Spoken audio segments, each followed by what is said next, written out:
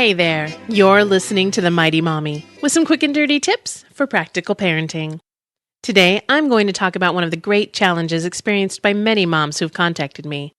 It is definitely an issue that I deal with every day. Sometimes it feels like every minute of every day, but it's probably not as bad as it feels. I'm talking about the challenge of getting chores done with your kids present and awake. I don't know about you, but if my kids take a nap, I take a break. Well, I don't always take that break, but I need it as much as they do, so I try to get in some me time during their nap time. Some moms like to use that time to get things done, and there's nothing wrong with that. But what do you do if your kids don't nap anymore, or, at the same time, how do you get things done without plopping your kids down in front of the TV? I'm going to share a few ideas that will keep the kids busy while you work. If your kids are still at an age where they want to help, I suggest giving them jobs to do. This makes them happy, helps you, and might even encourage them to continue being helpful when they're older. The trick is to reward them for helping, even if they're helping simply because they enjoy it. Give your kids stickers, change for their piggy banks, or whatever type of reward you would normally give them for a job well done. Don't promise the reward up front. Give it to them when they've done something helpful, and let them know you appreciated the help. I know I'd be more encouraged to help if someone recognized my efforts afterward. Kids can help out with several chores that you may not have considered. My daughter loves to set the dinner table. I was always concerned that she'd break the dishes. We went to the dollar store and picked up some plastic plates, and that solved the problem. Some meals require the nicer plates, but for the most part, we just use the plastic or paper plates, and this allows her to set the table. She puts out the plates, the silverware, and the napkins. She also likes to get the condiments out of the refrigerator, so we keep them on the lower shelves where she can reach them. While I'm cooking dinner, prior to setting the table, I usually give the kids Play-Doh or coloring supplies so they can be in the room with me and play while I'm working. When it gets close to serving time, I have them clean up and then set the table. This keeps them occupied, so I can get the meals ready, and it also helps them to get more interested in sitting at the table as a family to eat together because they've helped to get everything ready. For meals with extra prep work, I let the kids help. Almost any time I have something that needs to be mixed, my kids love to take turns stirring. When I make a simple dish, like cheese crisps, I'll let the kids help create their own plate. If we need cheese on top, I'll let them grab a handful of cheese and sprinkle it on. Not only do they love to make their own plates, but it's more likely that they'll actually eat something if they've made it. After dinner is done, some things kids can help with are clearing and wiping down the table, sweeping, and returning things to the fridge. Have the kids put the paper plates in the trash and plastic dishes in the sink. You may have to wipe the table after they do, but the idea is to keep them busy and to teach them to do these things while they are still young enough to enjoy them. If your broom is too big for your kids to handle, you can buy a smaller version from a toy store. It will work just fine, and the kids will love being able to sweep just like Mommy. One of my least favorite jobs is laundry. That's right, the mighty Mommy does not like folding clothes.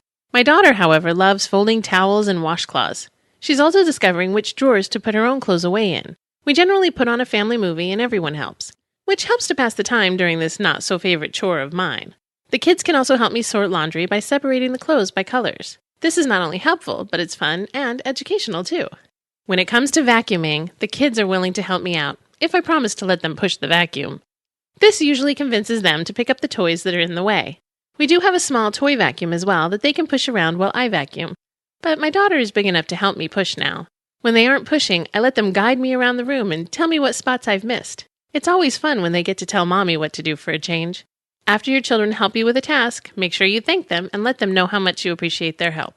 If there are some things you need to get done around the house that you actually need to do on your own, such as paying bills or cleaning the bathroom, don't feel bad if you let your kids watch some TV or a video.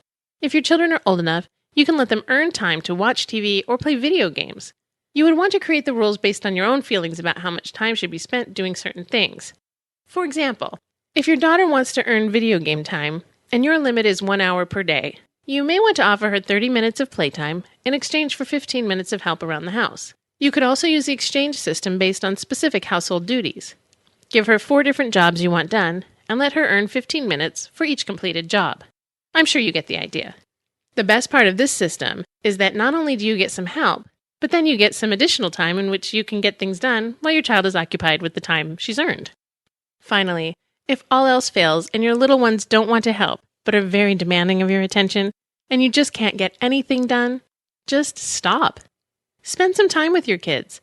Give them 10 minutes of your time. Give them more if you can. Just spend some one-on-one, or in my case, one-on-two, quality time just playing, reading, or even just talking with your kids. Not only will this refresh and calm everyone, it will also let your kids know you're still there for them when they need and want you. If you give some direct time and attention to your children, they're more likely to give you some space to get things done. Let your kids check in with you. You may not realize just how much you've been doing, and you probably need a break anyway. Most household chores aren't going to go away after you do them once, and I promise, the dishes in the sink will still be there an hour from now, just waiting to be washed, and they'll be much more patient about waiting for you than your kids will. That's it for now. I hope you've enjoyed the show. Thank you for listening. Hey, while you're still here, I need your help. There's a new survey on the show's website at mightymommy.quickanddirtytips.com. We're collecting information that will be helpful in creating better content for listeners. If you could take a moment to click on the listener survey button and fill out the survey, I would really appreciate it. You can email the Mighty Mommy directly at mommy@cutienow.com or leave a message by calling 206-202-2185. The Mighty Mommy's Quick and Dirty Tips for Practical Parenting is part of the Quick and Dirty Tips Network at quickanddirtytips.com. This week, Grandma Girl is talking about apostrophes, so be sure to check out her podcast. This is your friend, the Mighty Mommy, wishing you happy and fun parenting.